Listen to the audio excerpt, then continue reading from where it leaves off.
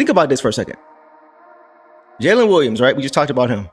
He's 6'5", super athletic, played point guard in high school and college. I think he went to Santa Clara. Loves to get downhill. He had 18 points in the paint last night. Explosive finisher at the rim. Extremely high motor. Much improved three-point shooter. Does that sound like anybody on our team? Jaden Ivey.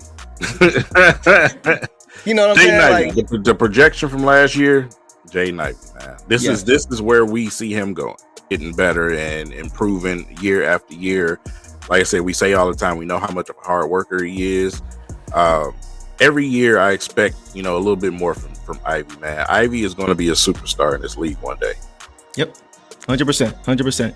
With that, I just want to show this here when it comes to these two backcourts, but specifically looking at Jaden and Jalen. And you see the stats there. First of all, you see they're close in age, 23, 24. Jalen is a little bit taller. That's 6'5". Jaden is 6'4". Jalen does have a longer wingspan by a few inches. I think he's got something crazy. 7'2" wingspan, something crazy. But if you look at their season stats, you see Jalen at 21, 5 and 5 steal. Jaden right there at 17, 4 and 4 in steal. And you see the blocks and the turnovers in those minutes. So I have to say too, I have been seeing a lot of what do we do to get our Jalen Williams on this team. I've seen a lot of that today. And I personally feel like, bro, we already have something to that effect in our team. I still don't think people realize how talented Jaden Ivey is or how good he's going to be. And I want to be clear. I want to be fair. Jaden right now is not currently the defensive player that Jalen Williams is. And maybe even offensively too at this stage. He's got a ways to go, right? Jalen Williams is a baller. He's an all-NBA defender. So I'm not taking nothing away from him. But after seeing the defensive improvement from nearly all of our guys last year, there's no reason to think that Jaden won't become a good defender in time, especially since, King, you and I, we both know he's working on that, his defense, right? And that takes me to what we saw from Shea and Jalen in Game 5. I think we would have seen a lot of what we saw last night from Cade Cunningham and Jaden Ivey had he been healthy. And I think a lot of people would agree with that because I see a lot of people saying, if we were healthy, we could have went to the conference finals. So I think a lot of people understand now that, health is wealth, especially in our case last year in the playoffs. We just didn't have it. And when the Pistons played the Knicks, they sorely needed that other playmaker on the court alongside Cade. Like Dennis Schroeder was nice, right? He came in, he did a good job off the bench. But you just saw how much that was needed when he wasn't on the court with Cade. And it was just Cade and the other guys, the other starters. So we saw Cade's turnovers go up. The Knicks defense was solely focused on slowing Cade down. And I think it's the same thing we saw the Pacers do to the Thunder, but it blew up in their face because they had Jalen Williams. He made them pay for it. The same way I think Jaden would have made the Knicks pay for trying to do that. So Jalen Williams' ability to play on and off the ball, it makes the Thunder impossible to guard. They're so versatile and unpredictable. And it's the same thing that I envision for Cade and Jaden as they get more and more comfortable playing together. That's just my take. What are your thoughts on that? Yeah, listen, in those stats that you pulled, was that Williams, that's his current year? Yes, this is all based off of this season. Yeah, Ivy he's creeping up from behind, but like I said, we've seen the improvement. It was definitely, on the way up. But at the same time, there's nothing in my mind tell me that Ivy can't average 1.5 steals, 2. You know what I'm saying? The way he plays the passing lanes, man, and the effort that he does give on defense, which he just never really gets credit for. Even when Monty Williams was here, he still was giving that effort at defense. That's why we were so flabbergasted when he wouldn't get on the court. Right. Nothing in my mind tells me that he's not going to turn into the player that we need. Pistons fans are the, most, I would say, impatient I've ever seen in my life. Very impatient for sure. Yes, very impatient. I think next season, man, we're going to answer and check a lot of those boxes for Ivy, man. Yeah. He's going to be exactly what we need.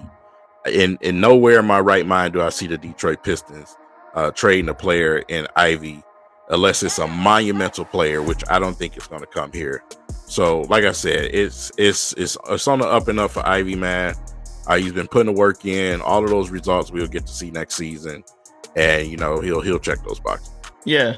Last night, bro, just Jalen Williams. It was interesting because he was setting up Shea last night. while at the same time, getting off himself. And I think, like I said it before, just his ability to do both is so dangerous. And Jaden can do those things too. Mm-hmm. And just having the luxury of having two guys who can play either guard spots, that's hard to guard. Like, think about the Pacers. They even have that. They got Hallie and they got Nembhard. Mm-hmm. If I'm not mistaken, I think Nembhard played point guard at Florida or at Gonzaga when he played there. So they have two guards who can do both. And that makes you hard to guard. And it doesn't happen overnight, regardless of the pairing. We saw Nembhard and Hallie, they go through it, growing pains, and same thing with Jalen and Shea. So we know that Cade missed basically the whole rookie season that belonged to Jaden Ivey. He wasn't there for most of the games because of a shin injury, right? Mm-hmm. And then last year was a disaster with Monty Williams. And this year he got hurt. So, but even with that, we still saw the flashes of everything that I just talked about playing alongside Cade. So I think people are overthinking this. And like you, I think next year I'm expecting this backcourt to push to be one of the best in the league because they have the formula. They just need the reps. They just need the time. Just like Hallie and Nembhard need the time, just like Shea and Jalen need the time. So I think, go ahead. Tatum and Jaden did too. Yes, Jason Tatum and Jaylen Brown, same thing.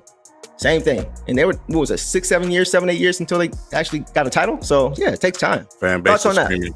No, like I said, fan base was screaming every doggone year to break them up over there in the Celtics. And look, that paid out for them. So, I think Pistons fans, we're looking at the wrong position.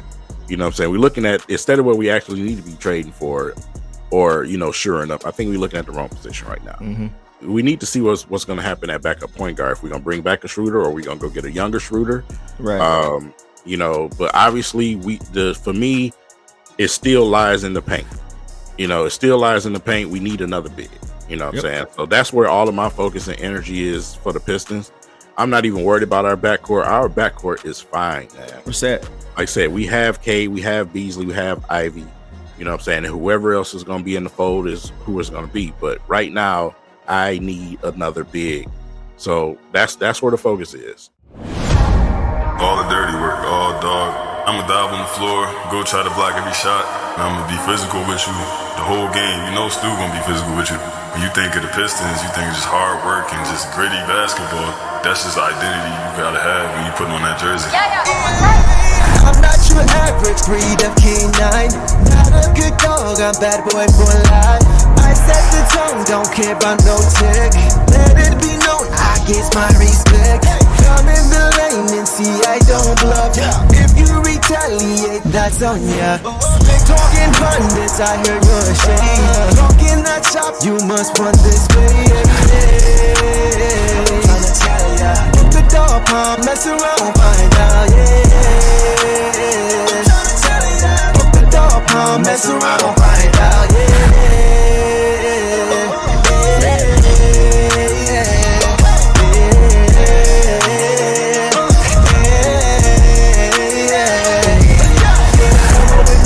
for some barbecue sauce, boy, you better crop a hill, cause I'm like that. When you're ready for some barbecue sauce, boy, you better crop a hill, cause I'm like that.